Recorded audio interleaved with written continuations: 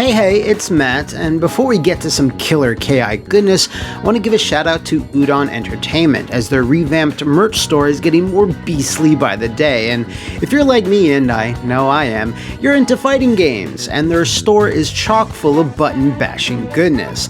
Lots of great stuff like t-shirts, art books, comics, and of course, shiny pins. If you're interested in getting $5 off any order over $25, use the code McMuscles at checkout. Link in the description below. You can say that this deal is downright fierce. That was a bad one. Thanks, Udon. All right, let's start the show.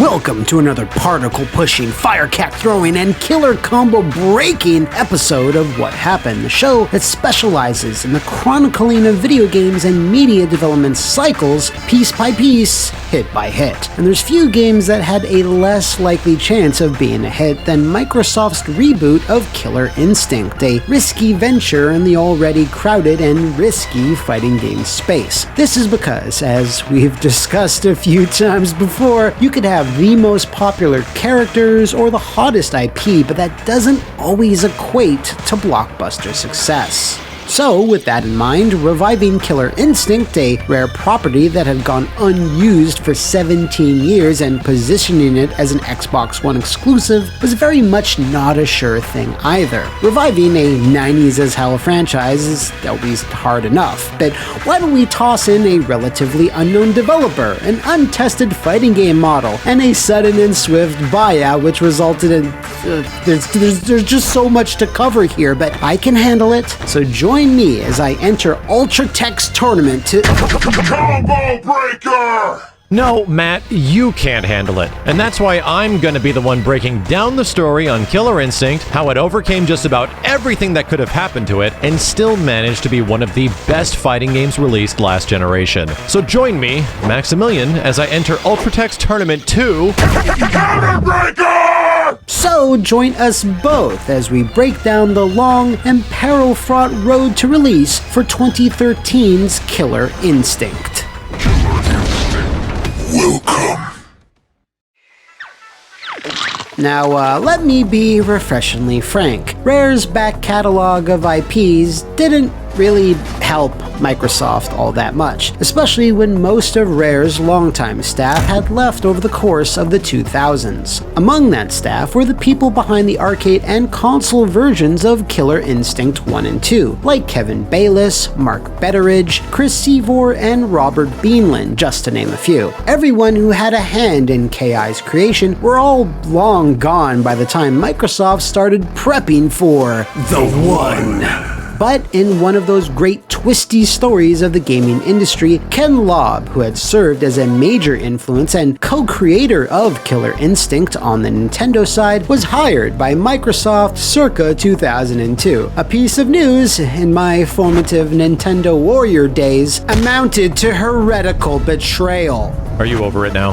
Yeah, I am. Hey, that's great. Anyway, so with Ken Lobb and KI back under the same umbrella, he put forward the idea that since they already owned a fighting game IP, that they should push it to, actually make one. Since fighting games had been in a healthy upswing ever since the success of Street Fighter 4, Mortal Kombat 9, BlazBlue, and Girl Fight. I regret saying that. So the call was put out far and wide. Microsoft wanted to see any third-party pitches in how a next-gen reboot of Killer Instinct would look and play, and plenty heeded the call. This was done because Rare was busy building Sea of Thieves at the time, but also due to the fact that the main creative minds behind KI, as alluded to before, had moved on. Irvine, California's Double Helix Games, quickly identified what made the original KIs so memorable. Loud, bombastic sound design, over-the-top characters, and fast and frenetic combo-based mechanics. They started fleshing out the game with a build that was targeted both on the 360 and the Xbox One at first, and while it was certainly rough around the edges and clearly unfinished, it showed the potential of the streamlined but still ocean-deep gameplay they were going for. Eventually, however, struggling to get all the game's effects to run at a stable frame rate on the 360, the SKU was eventually dropped. I spoke to John Bautista, a senior character designer on the game, who cited the advantages Double Helix had during this pitching phase.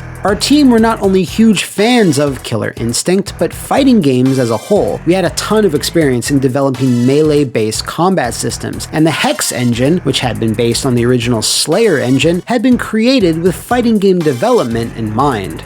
Now, the Slayer engine isn't just an edgy name for edgy's sake, but dates all the way back to Double Helix's roots when they were known as the Collective and put out the criminally underrated Buffy the Vampire Slayer. This engine was primarily designed by one person, and that would be weapon lord and DJ creator James D. James Goddard. Absolute fucking legend. So with Microsoft thoroughly impressed by the team's passion and technical know-how, Double Helix snagged the job. However, it wasn't long before the already complicated nature of bringing back a 90s fighting game IP would get even more complicated. Since the Xbox One's MO was to be an even more online, social-based console, Microsoft and Double Helix started having discussions about not adhering to the standard fighting game model, but rather something more akin to League of Legends, which was getting pretty popular around this time. Now, some publishers, not naming names, were still struggling on how to integrate basic fighting game DLC in ways that were not extremely frustrating, so designing an entire ecosystem around seasonal digital content was inherently challenging. Now, Double Helix already had their work cut out for them just designing the game, updating classic Killer Instinct's deep but dated combo system, finding the balance between impactful combat and gratuitous violence, and redesigning characters so that they didn't look like they belonged on a PC Accelerator card box, and the list goes on. So the idea of changing everything about how a fighting game delivers its content, as well as various other considerations, was going to be a lot for Double Helix to take on. And while John Bautista wasn't part of these decisions to adopt the new model, he and the core team behind the game felt that there was some strong benefits. It let us lower the barrier of entry for a broader audience and allowed more players to experience the game and learn the systems before fully committing to a purchase. Players also had the flexibility and freedom to vary their level of commitment by choosing to either purchase a season pass, gaining access to the full roster of that season, or by picking and choosing the specific characters that they wanted. Also, being a gradual expansion, the season model wouldn't split the player base as much as its usual case when a new version of a game is released. Fortunately, the pricing model was exhaustively thought out. If you wanted the entirety of the base game, 8 characters in total plus their stages, it would cost you about $20. If you wanted to spend a bit more, then you had the same package plus every character's classic costume and all the associated accessories, and the new HD port of Killer Instinct Arcade, which would eventually get a free patch that added online play. And hell, if you had fetishes for icy aliens, you could just spend $5 on Glacius and never have to buy anything else. This model also helped out Double Helix in another way. It was decided by the higher-ups that KI was going to be a launch title for the all-in-one entertainment system, something they didn't initially plan for. Even though we were using Hex Engine, which the team had a ton of experience with, the needs of the project were constantly being updated as things progressed. And not just from the game's perspective, the process was further complicated almost exponentially once we found out that we were going to have to be a launch title. There were so many additional considerations at that point. We were having a lot of tools and tech come online mid-project, all of which were crucial to finishing the game, but thankfully for us, we had amazing support throughout it all. Now, rushing for launch and working towards a deadline is kind of a cliche here on What Happened, because it almost always ends in a massively embarrassing disaster. But here's the thing though, the seasonal model gave Double Helix the breathing room they needed to finish work on Fulgor and Spinal, two very anticipated and fan-favorite characters. So again, the team narrowly avoided the usual pitfalls associated with the deadliest character of them all, Mr. Crunch. Now, while the technology, design, and delivery method of the game was all falling into place, there were still some issues they would need to overcome that were outside their control: misinformation and outside perception. When KI was finally unveiled at E3 2013, gaming websites were quick to report on this new seasonal model, and one reported maybe a bit too quickly. IGN, you may have heard of them, have a habit of sometimes maybe doing damage to a game's credibility, and here they simply said that Killer Instinct was free to play in their byline, which was always an inaccurate term. This, of course, caused a percentage of players who had waited 17 years for a new entry in the series to raise their eyebrows, or pitchforks. Now, in the hellscape of 2020, free-to-play still has some negative connotations, but it was regarded way worse 7 years ago. So, yeah, this didn't help matters for a game that already had a lot of convincing to do a lot of quickly, because it was launching in a few more months. The initial wave of information about the payment model was unfortunately pretty chaotic and confusing. We definitely had our concerns about getting the messaging right, especially due to how new seasonal models were to fighting games. But once that initial wave of confused info hit, we knew we were going to have to do our best and keep clarifying things whenever possible, while also easing concerns as they arose. There were a lot of new concepts we were bringing to the table, so it kinda came with the territory. Now, aside from just that, there was one other tiny basic problem. Most fans had zero faith in Double Helix. See, if you're watching E3 at home, then you didn't have a clear idea of how the new KI played and especially how it felt. Fortunately, both me and Mr. Kroger over here were in attendance at that year's show. Yeah, so most people... Hey, stop it! So most people could only read up a little bit about Double Helix and what games they had previously worked on. And yeah, their back catalog was a series of peaks and valleys. Their last two titles were repeatedly cited as examples as to why one should be wary of the project: Green Lantern, Rise of the Whatever, and Battleship. Honestly, I can't sugarcoat it, both the games aren't the finest examples of what the studio could do. In Green Lantern's case, many things were out of Double Helix's control, and it originally started as an adaptation of George Miller's unfilmed Justice League movie. When that game was cancelled, the unfilmed part probably was your tip-off as to why Warner Brothers had Double Helix cut out a huge swath of the game and shoehorn it in to fit Green Lantern, which actually did get filmed, although that's debatable. For more on Justice League, check out Liam Robertson's deep dive on the subject, link in the description. And as for Battleship, yeah, that was just straight up bad. But name me a studio that didn't have a few licensed stinkers here and there. So, as you can see, Double Helix had a lot coming at them from all types of angles, and they would just need to hunker down, focus on the game, and be confident in what they were creating.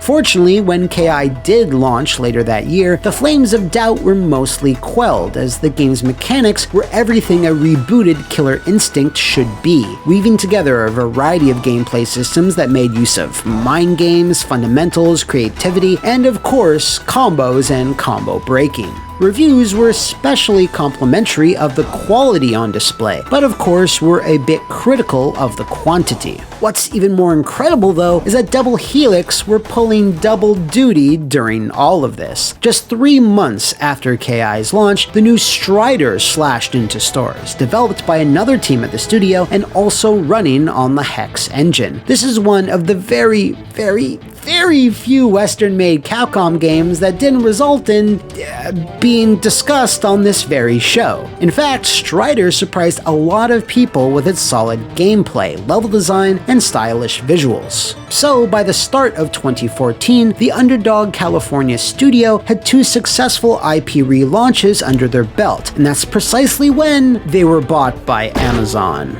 Yeah, the upper management at Double Helix signed a deal and officially became part of Amazon's big gaming focus, which 7 years later has grown decidedly, smaller. In 2014, though, Double Helix were under contract by Microsoft for Season 1, so they were able to finish up Spinal and Fulgore, but after that, Killer Instinct would need to find another way to fight on. We were secretly hoping that the purchase wasn't final and that Microsoft was going to counter-offer, but unfortunately things had progressed beyond that point already. We knew that we had laid out a solid foundation for the game, but there was still a lot left to be done. So we definitely had our concerns for what was going to happen next with it, but all in all, those were some really tough times. Working on Killer Instinct had been a dream for us. We seriously put so much of ourselves into it, and we're all looking forward to seeing how far we could take things. After going through so much to get the game to where it was in such a short period of time, setting the groundwork and having so many plans for the future, losing the project like that was really heartbreaking for the team.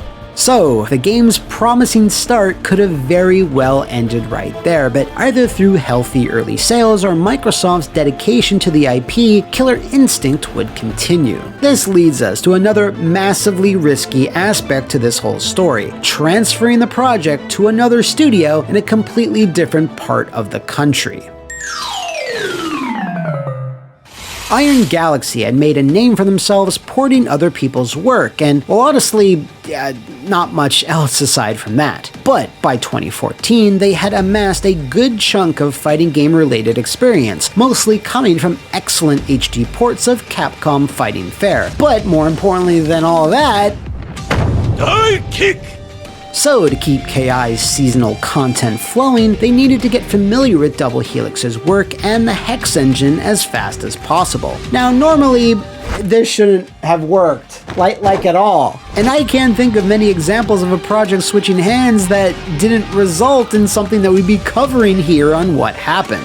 Fortunately, Double Helix and Iron Galaxy worked together so that the transition would be a smooth one. Adam Keats Hart lays out how it all went down.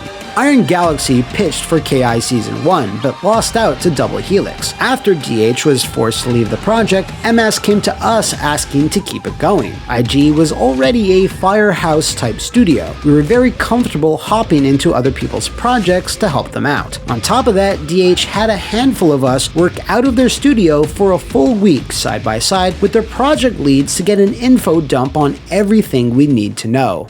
Now, while provided that cooperation does indeed make it happen, fans again were a little trepidatious about the ball being passed on, especially when Season 2 was set to launch that very fall. The goal of that season was filling out the rest of the original cast from KI 1 and 2, as well as creating a bunch of all-new fighters, including Aganos, Omen, Kanra, but who cares about them, Hisako! Yes, the ghostly vengeance-obsessed waifu that we all have no choice but to stan. Iron Galaxy, of course, wanted to expand the scope of gameplay as well, stuff that Double Helix hadn't thought of, and conversely hadn't created the tools to handle. So it was a bit of a to-do for the IG team to start creating a new logic and mechanics that would help support all these new characters. Double Helix built Season 1 really fast, and the game did what it did, and pretty much only that. It did those things very well, but expanding projectiles to do more than go in a straight line, let alone adding new stage walls, bouncing homing daggers, Aria drones, or Gargos minions was pretty wild stuff. We also had plenty of tech challenges while doing crossplay in an era that was not standard, and with our own ambition of doing shadow AI. Oh yeah, that's right.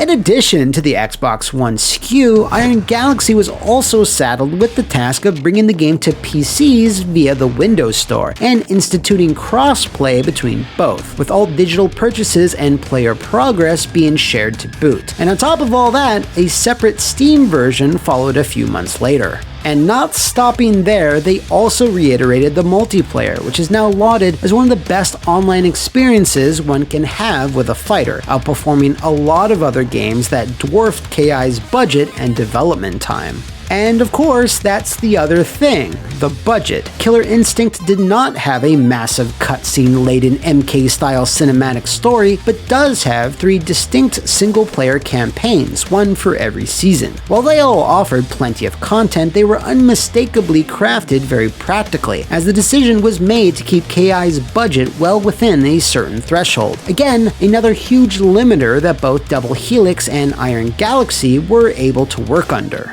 So, despite all these factors, KI was still very much a success. It headlined major tournaments during its heyday, enjoyed several physical editions loaded with extras and all the seasonal content, and even had its own friggin' con. Now, with that all said, things have been concerningly quiet regarding Killer Instinct's future for the last 3 years, with Microsoft having barely even mentioned the game since 2017. There's also apparently no new content or enhancements coming for the Xbox Series X version either, which is, kind of soul-crushing. If you're a fan of KI, either new or old, consider using the hashtag #BringBackKI on social media to check out the exhaustive feature-length documentary by Esteban Martinez. You can find the link in the description to get some additional insight on the game. We are still very early into the newest generation of gaming, so you never know what might happen. But it would be a shame if the franchise's life ended prematurely. A lot of people worked on it throughout its 4 years of consistent content, and they were able to overcome pretty much everything you can think of along the way, with John Bautista summing it up best. I'm not only super proud of our team at Double Helix for the foundation we put down and what we were able to accomplish for Season 1, but also Iron Galaxy for taking over where we left off and making it their own game, as well as Microsoft for giving us such an amazing opportunity and supporting us throughout it all. It speaks to the passion and commitment of all those involved to what everyone was able to accomplish with such difficult time constraints and challenging conditions. Looking back on it now, and after all those lessons we learned, man, I want to get back in there and give it another go.